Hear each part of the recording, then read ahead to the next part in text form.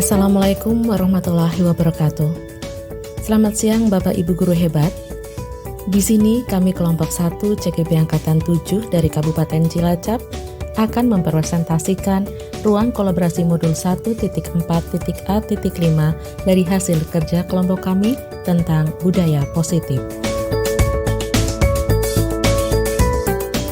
Di mana tim kami terdiri dari Yeni Mariana SPD, Subarno MPD, Dwi Dani SPD SD, Apoteker Juni Purnomowati SWAM, dan Saryanti SAG. Di sini kami akan membahas kasus 1 dan kasus 3. Yang pertama yaitu kasus 1.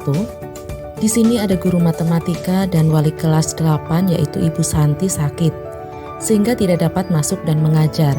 Akhirnya dicarikan guru pengganti yaitu Ibu Eni. Ibu Eni baru 2 tahun menjadi guru SMP. Beberapa murid perempuan, Vivi dan Natali, mengetahui hal ini dan mulai menggunakan kesempatan dan bersikap seenaknya, tertawa dan tidak mengindahkan kehadiran Ibu Eni.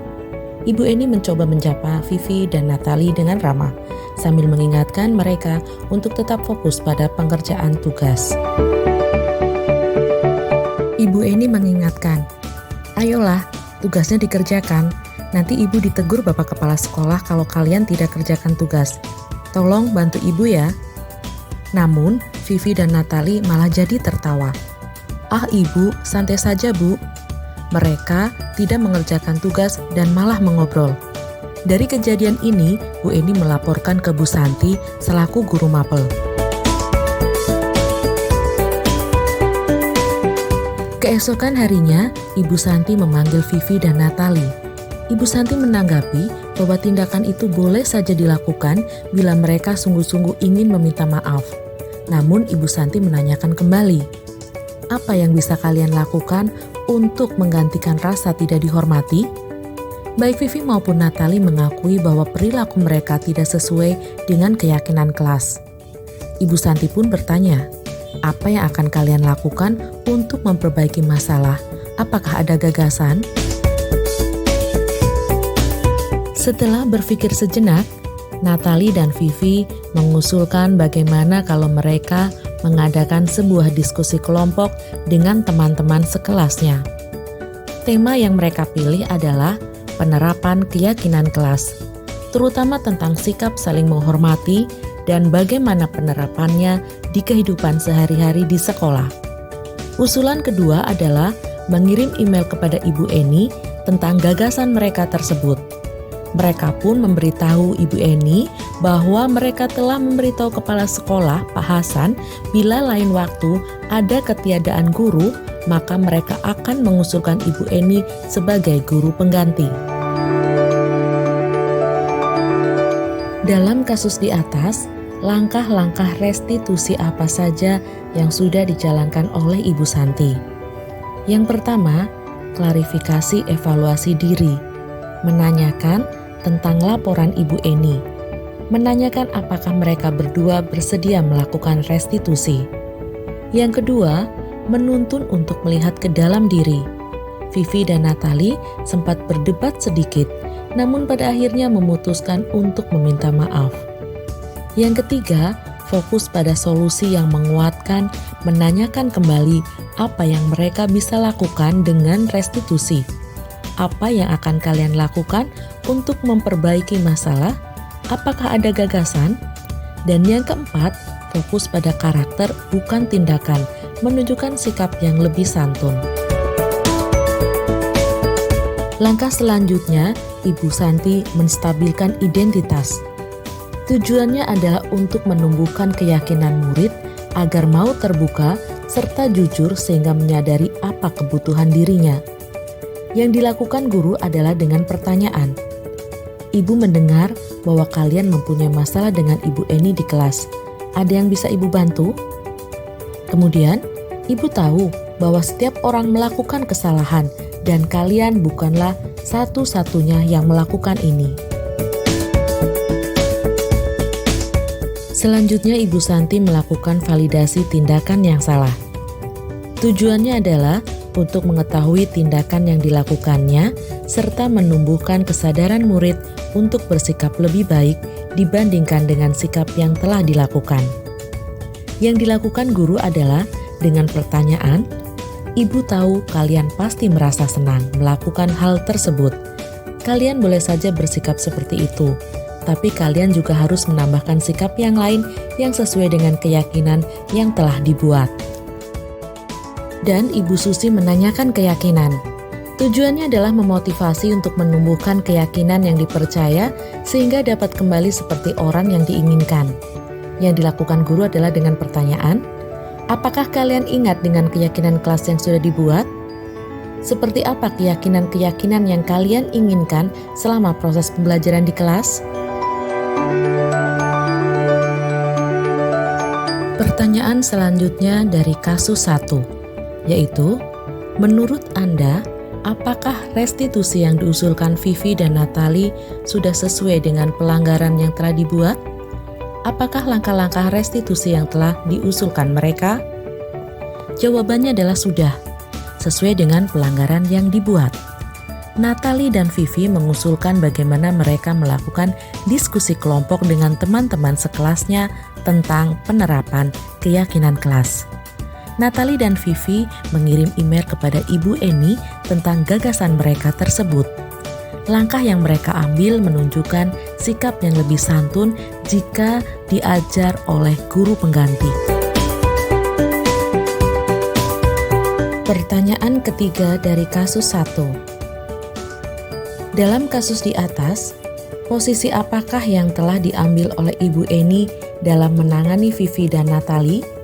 Jelaskan jawaban Anda. Jawabannya adalah posisi Ibu Eni sebagai teman, karena Ibu Eni menyapa Natali dan Vivi dengan ramah. "Ayolah, tugasnya dikerjakan. Nanti Ibu ditegur Bapak Kepala Sekolah kalau kalian tidak kerjakan tugas. Tolong bantu Ibu ya." Pertanyaan terakhir dari kasus 1, yaitu, jika Anda adalah Pak Hasan, bagaimana Anda menyikapi langkah yang ditempuh oleh Ibu Santi?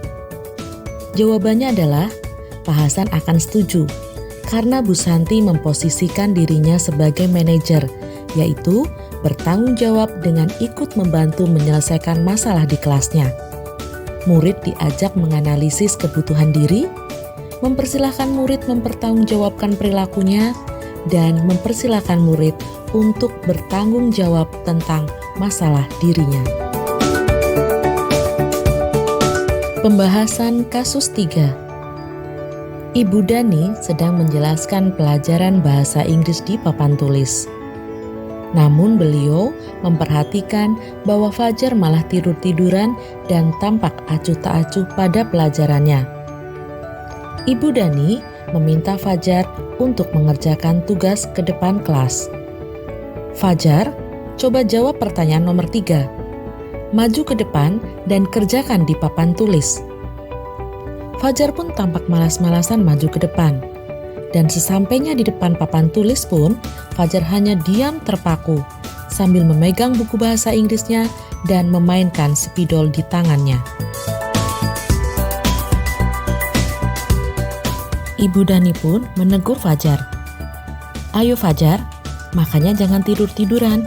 Lain kali perhatikan. Sudah sana, duduk kembali." Kira-kira siapa yang bisa? Ibu Dani menawarkan kepada teman-teman Fajar. Fajar pun duduk kembali di bangkunya. Hal seperti ini sudah sering terjadi pada Fajar. Seperti tidak memperhatikan, acuh tak acuh, dan nilai-nilainya pun tidak terlalu baik untuk pelajaran bahasa Inggris.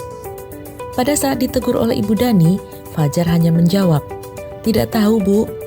Ibu Dani pun menjawab lirih, "Gimana kamu Fajar? Kamu tidak kasihan sama ibu ya? Ibu sudah capek-capek mengajarkan kamu. Tidak kasihan sama ibu?" Pertanyaan pertama pada kasus 3. Posisi kontrol apa yang diambil oleh Ibu Dani dalam pendekatannya kepada Fajar?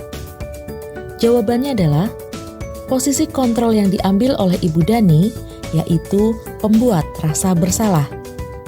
Pada kasus ini, biasanya guru akan bersuara lebih lembut dan pembuat orang merasa bersalah akan menggunakan keheningan yang membuat orang lain merasa tidak nyaman bersalah atau rendah diri seperti yang dikatakan Ibu Dani pada kasus ini, yaitu, "Gimana kamu Fajar? Kamu tidak kasihan sama ibu ya? Ibu sudah capek-capek mengajarkan kamu. Tidak kasihan sama ibu." Pertanyaan kedua, membaca sikap Fajar, kira-kira kebutuhan apa yang diperlukan oleh Fajar? Jawabannya adalah kebutuhan yang pertama yaitu kebutuhan kasih sayang. Fajar membutuhkan cinta dan kasih sayang karena perilaku yang dibuat Fajar membuat gurunya memperhatikan dia termasuk teman-temannya. Guru mengambil langkah selanjutnya yaitu menyampaikan kepada orang tuanya sehingga orang tuanya memperhatikan dia juga. Kebutuhan kedua yaitu kebutuhan kesenangan. Fajar membutuhkan kesenangan, kebutuhan untuk merasa senang. Dalam kasus ini, Fajar melakukan karena iseng saja dan dia menikmati ekspresi wajah gurunya yang merasa kesal atau mungkin juga ada temannya yang merasa lucu dengan tingkah Fajar, maka Fajar berusaha memenuhi kebutuhan akan kesenangannya. Pertanyaan ketiga, bila mana Ibu Dani mengambil posisi pemantau, apa yang akan dilakukan atau dikatakan olehnya?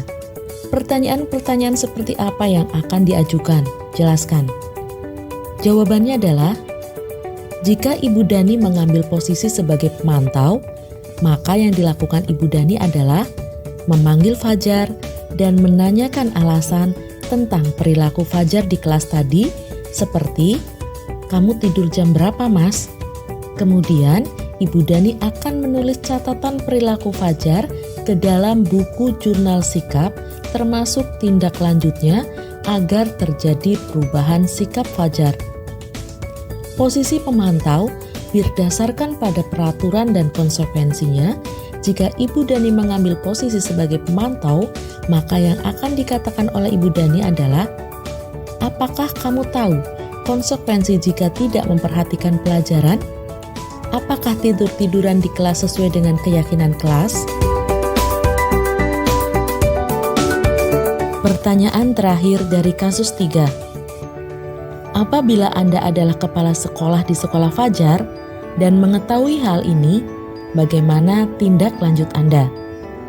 Jawabannya adalah, tindakan saya mengadakan rapat dengan Dewan Guru, menyelesaikan atau memberi solusi terkait kasus Fajar dengan langkah-langkah restitusi melalui guru kelasnya.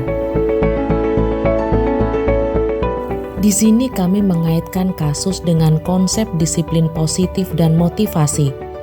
Terkait dengan konsep disiplin positif, mengutip kalimat pernyataan Ki Hajar Dewantoro yang menyatakan bahwa di mana ada kemerdekaan, disitulah harus ada disiplin yang kuat.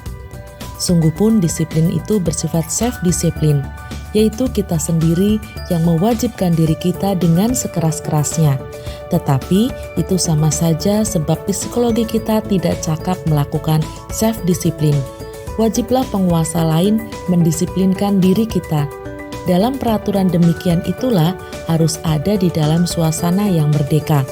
Dalam kasus ini, Ibu Dani berusaha untuk mendisiplinkan Fajar agar mentaati peraturan atau kesepakatan kelas yang sudah dibuat. Demikianlah pemaparan kelompok kami tentang budaya positif di ruang kolaborasi modul 1.4.A.5. Terima kasih atas perhatiannya.